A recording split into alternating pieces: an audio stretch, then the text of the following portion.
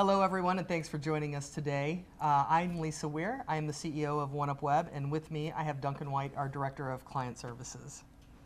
Today we're going to talk about selling digital marketing to your C-suite, CEO, Director of Marketing, and we're going to talk about how you justify those expenses.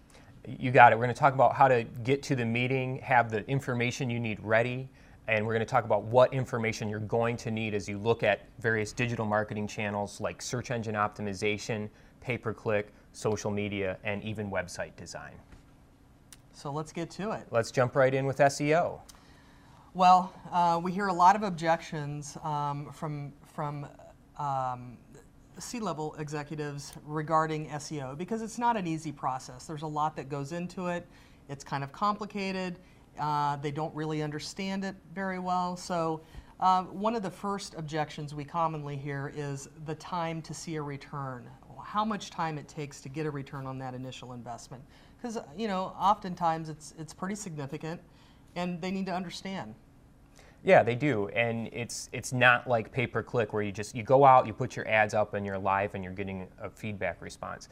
The other thing about the time to return here is not only do the search engines need to catch up with the work that you've done, but it's going to take you time to do that work. Keep in mind, and you're going to want to tell this to your C-level suite, that SEO is about a change that's necessary so the search engines give you more respect than you've had before. Your website is going to have to change. For the reasons it's not ranking, it could be technical and relevancy issues. It takes time to get through those things. And obviously, the bottom line is any CEO or C-level executive is going to want to see your company appear higher in search results. And that's the end game. And it takes hard work. So one of the aspects of doing good SEO is the technical piece of it. There are a lot of technical issues that surround a site that is maybe not ranking well in search results. So we need to really define what those are and come up with solutions to fix any problems with a CMS or any back-end issues that may be preventing it from positioning well. Yeah, before you go to the meeting asking for that SEO budget, do your homework about what technology that runs your site. You may have talked to some folks with some industry expertise to find out, is that content management system in and of itself one of the issues? It may not be. It may be completely correctable. Maybe it's just how you handled it. But do this homework first, because when you go to that meeting, you want to be very decisive about what that problem may be or what the expectation is just to fix the technical issues. Yeah, and I also want to bring up one other important part. Because this is a team effort, it's really critical that you get buy-in from the other people on your team. And that could mean the IT staff, certainly the marketing team, your CEO.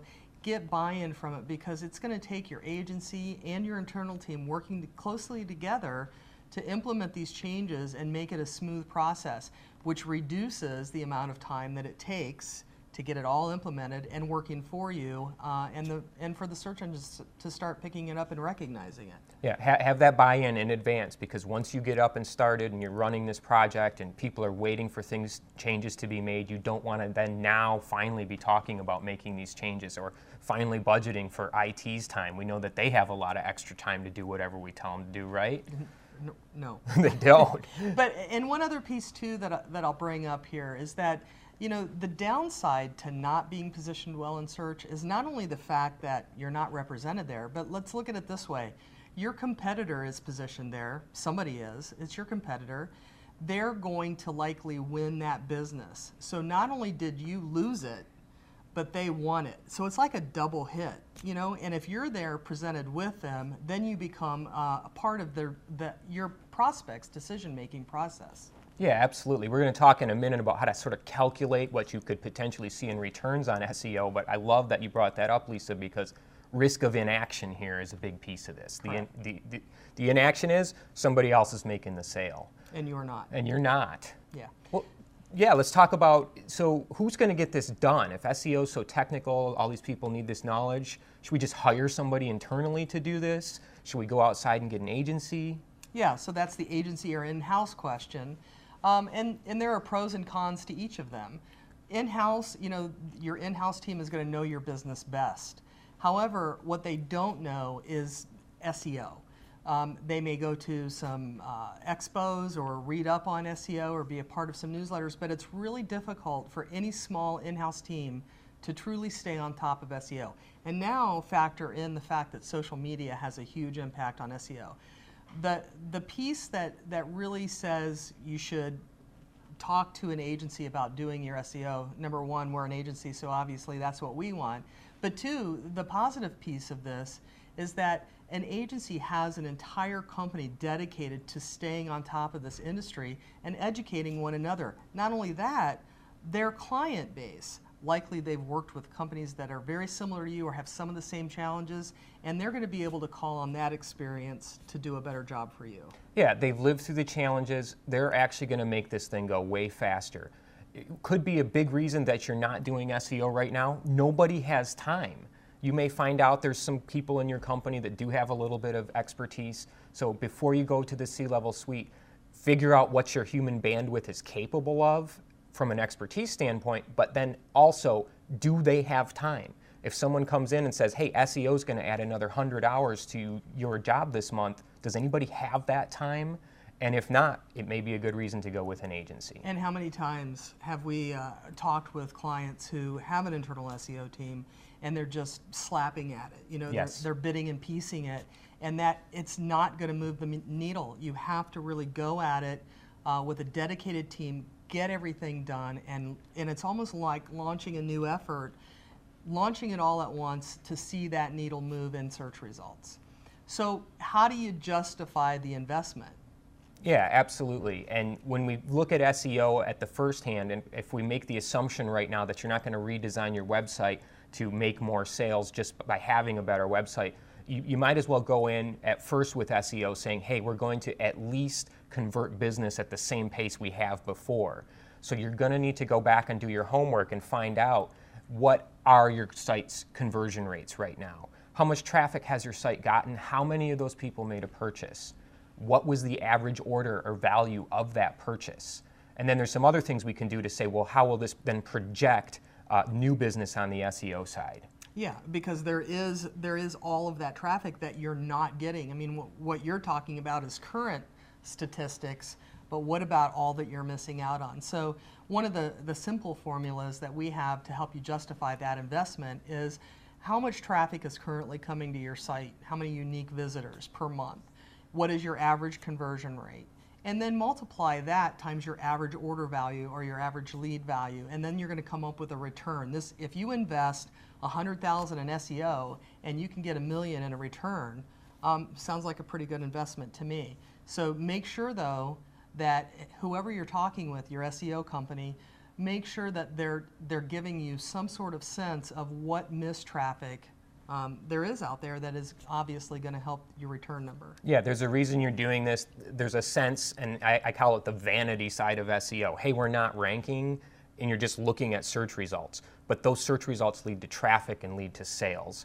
So get all these numbers together before you go to the C-level suite. You don't want to go in with these questions unanswered. You want to be able to talk about what this return is going to look like. And the thing about SEO is that there's long tail returns in SEO. So why don't you talk a little bit about long tail for those people that don't understand? Yeah, the thing about SEO is you're making an investment in your site's architecture. It could be content. There could be a lot of external factors. Things like social media gets involved. There can be linking. But SEO, we talked about it a few minutes ago. It's not a campaign. This is something that should work for you for the long haul. And you may have a lot of work that you do in the first half a year to produce SEO returns. If you stay consistent and you don't just remove all that work later on, SEO can actually produce for you for the long run. Well, and that's one of the key points that we need to make here, Duncan, is that your initial investment, if we go back to that $100,000 number and you initially invest that year one, you're going to see that return for a period of years. So while you've got a budget for that $100,000 in 1 year, you actually spread your ROI out over a period of years, let's say 5 years. That's going to be your benefit until you redesign the site or you do something significantly different. Even though you do those things, you're still going to see a return. So you've got to multiply a period of years in order to have a true value of SEO. Yeah, absolutely. There's a lot of staying power there. And let's switch into a world that maybe has some staying power, but not as much as SEO, and that's the pay-per-click world. And how do you justify getting a pay-per-click campaign going to the C-level? Or how do you justify doing more in pay-per-click than you've been doing to take advantage of opportunity? So we'll talk about those things. Yeah, and this is truly more like a traditional media buy in its behavior, other than the fact that you're bidding for placement. Yeah, you're bidding for placement, and we all know, hey, when your budget's out there and you're live, you've got visibility. When your budget's gone and you take your ads down, you're not driving traffic there anymore. So again, to compare that to SEO, where, hey, this traffic's free, you could be there for a long time, and pay-per-click, you need to do a lot of the similar things. What kind of search volume is out there? What have you done historically to convert that traffic? What's your average order value worth? You're going to need these numbers because you're going to have to go out there and figure out what your company should be spending. What type of return on investment should you see in pay-per-click? So you've justified that marketing expense, because you're certainly going to make the search engines a little richer in this process. So know that you're also getting a good benefit from it. Exactly. And it can be really complicated. A lot of people, particularly small businesses that we've heard from over the years, don't think PPC is a good investment for them because it's not being managed right, and they don't understand how to expand on something that they've started that may have had mediocre results. So how many times have we taken a small account and just blown it apart and expanded that to a point where now this client is seeing great returns, they're a true believer in paid search, and it's working for them. Yeah, and we've also seen it where we've had to retract large accounts that were just out of control and had inefficient spending in the pay-per-click space. So the assumption you have to make when you're going to the C-level is that you're going to be able to hit your numbers, or at least know what those numbers are. And we don't necessarily have a lot of slides to talk about in-house versus agency relationships on the pay-per-click side, but this is a pretty technical space itself. It is. And it takes a lot of expertise to get it done right. It takes a lot of daily management to know that you're hitting your metrics, revising ads, those kinds of things. So be planning to say who's going to run pay-per-click as well, and bring that to the conversation with the C-level suite. One of the things we haven't touched on is how paid search and SEO work together. Not even so much work together, but one of the key benefits of SEO, going back to that, is the fact that you can typically reduce your paid search spend or your dependency on paid search if you have good natural positions. In some cases, you want to be present in both, but that's something that you need to be talking with your agency with to evaluate what's the best mix to come up with the right ROI numbers. Yeah, and I think that's a good insight right there, Lisa, too, that when you're going to go to the C-level suite and talk about digital marketing, yeah, you can make it down into one channel like SEO or pay-per-click or social media or design, but the reality is, how is all of that working together? And be ready to talk about that, because these things do affect each other. Any company that's doing great work online is involved in all of these areas. Exactly. And so add to that conversation when you get to the meeting. How is this going to work together? What are the expectations? And a good agency will be able to help you tell that Certainly. story. So let's go into social media real quick, Duncan. Yeah.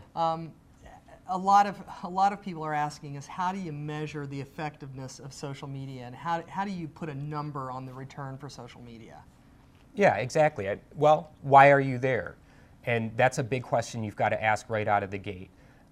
We all know the numbers about social media. There's several different sessions during our digital conference right now where you can learn more about social media specifically. You can learn about paid search opportunities in social media.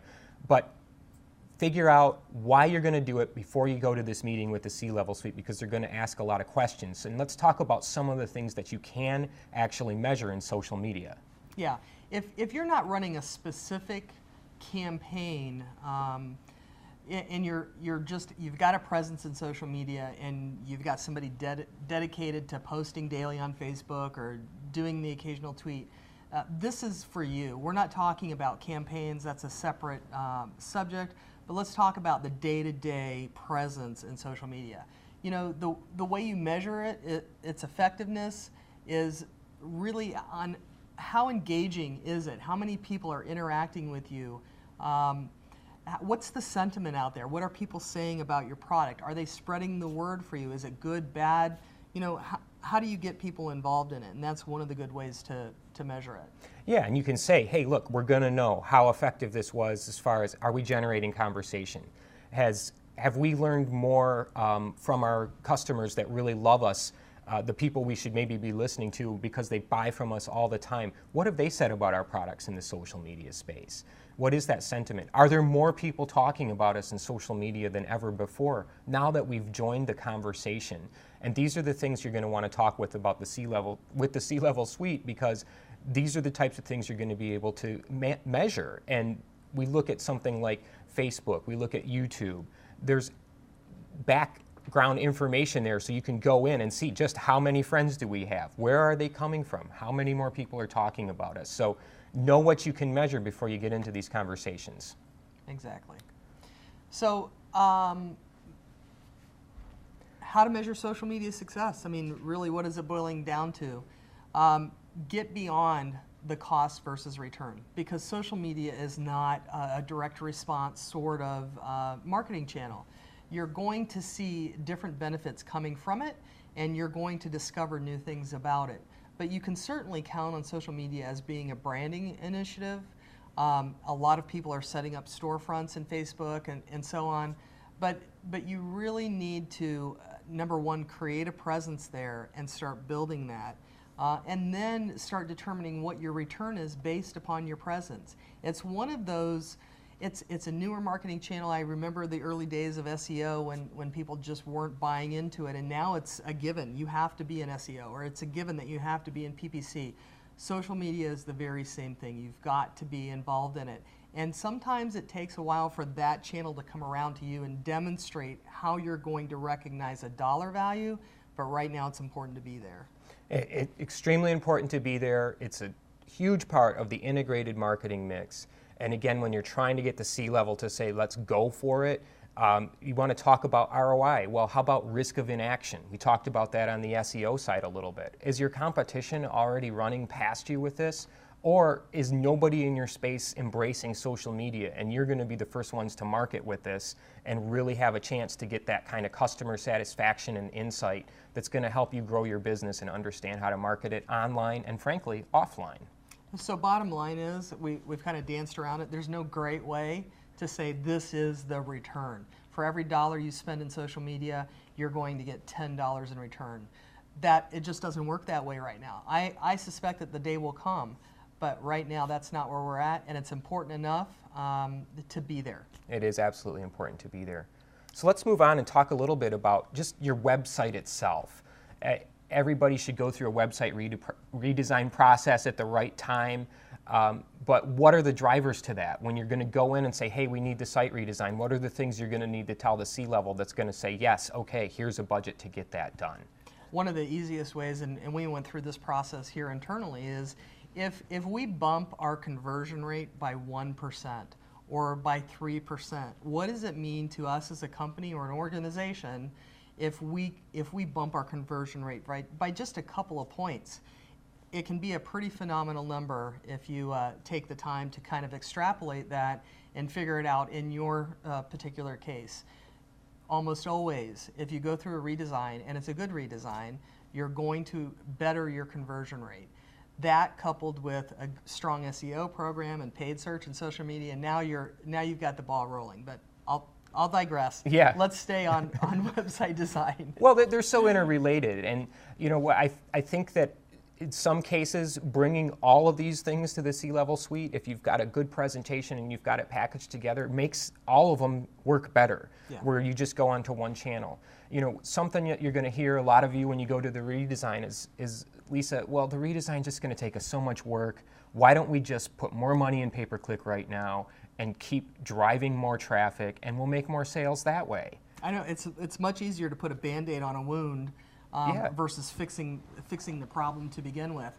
You know, my contention is that if you're going to go through a redesign, now's the time to really look at how you can leverage your agency relationship on the SEO side, because if you're going to take the time and go through the expense of a redesign, it's the perfect time to incorporate good SEO and really build a solid foundation for anything that you do moving forward. And you can pull in those social media elements and establish good landing pages for paid search. It's a perfect time to integrate all of those pieces. Absolutely. Get your conversion rates up with having a better site. Join the world with the social media buttons and different aspects that you can incorporate into your site.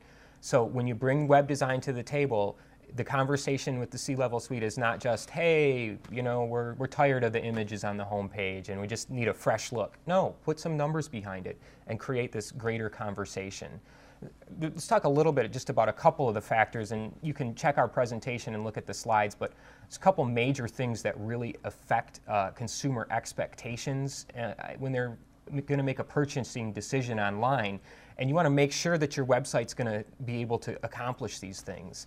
And those two factors, number one is price. Is it clearly there? Can they see what they're going to do? But number two is how credible is this site? There are lots of choices out there today, and everybody's upping their game. You know, depending on what industry you're in, websites today have that polished look. They convey a lot of integrity and a confident shopping experience. So make sure that you're there with your competitors, because it's so easy to hit the back button or perform another search or click on another paid search ad. So make sure that your website delivers on the promise that got them there in the first place. They're going to have a good shopping experience. You're going to deliver what they're after, and they're going to feel comfortable doing it. Yeah, absolutely. It's all about user experience. Can the user do what they were supposed to do when they got to the site? And you can't always assume that they're just going to figure it out and buy from us. We've got this old clunky website, but they really love us. I know they're going to make the purchase. Are they? Or are they going to go right to the search engines and find a competing product where it was easier to make the purchase? Well, and one of my favorite sayings is pretty doesn't cut it. You know, pretty pictures just doesn't make it happen, but you've got to account for things like that, you know, that shopping experience. What got them there? Is the website cross-browser compatible? Is it friendly to the search engines? Is it mobile compatible? I mean, we haven't talked about mobile, but it's certainly a huge component, and a lot of shoppers are using mobile devices now to purchase items and surf for information. Is the design action oriented? Does it have a clear direction? When we get somebody there from a paid search or a natural search ad, what are they supposed to do? What do we want them to do? Is the site designed to lead them down a path that we want them to take? What's their user experience? You know, is it a good user experience? Do they have to click 3 times for something that really should only take 1 click? And what is the balance with the text, the imagery, and the white space? It's all important because it makes it a more cohesive, comfortable experience for someone to purchase. Yep, look at your data and know, how are these things working? Was it search friendly? Well, if you're not driving a lot of organic traffic, it's probably not. Is there cross-browser compatibility? I mean, these are things that you will want to talk with the C-level suite about, because these are the underlying variables and reasons to go through a website redesign. Well, look at your site in a mobile device. Yeah, check it out. Bring that to the meeting. Bring your iPhone. Bring an Android. Show the team how it looks. You know, when you're just kind of start summarizing this whole session today, when you're going to talk to your CEO and you're going to talk to the C-level suite, remember, they don't have a lot of time. You think your time is crunched, theirs is triple crunched. So go in, find this information before you get to this meeting, because you want to go in and be concise. Here's the opportunity in SEO. Here's why we could do better in pay-per-click. Here's what we've looked at. We've interviewed the in-house team, and here's the reality of what our human bandwidth is going to be capable of to do any of these things from an expertise standpoint, from a timing standpoint, and so that you can get the C-level suite on board without a lot of questions. But if you've done your homework, you're answering those objections from them right away, and it's not going to take you 9 weeks to sell this, you better get going, because some of this stuff takes time to do. And you hit on the key word. I mean, if you're talking to a director of marketing or your CEO, you've got to sell them. I've been sold I don't know how many times, but my people will come in and present their case. And if you need help selling it, give us a call. We'll put a presentation together with you that will get you where you want to go. I mean, if you're in the marketing department, a lot of this is going to rest on you, the success or failure of these projects. And so you need to be working with a partner that's going to be able to build your case, help you build your case. And I think that's really the message overall. Go in with the information, convey it concisely, and have answers. So That's all we have. Yeah, I want to say thanks. Again, I'm Lisa Weir, CEO of Oneupweb, and this is Duncan White, Director of Client Services. We appreciate you joining us today. Thanks for being with us. Thanks.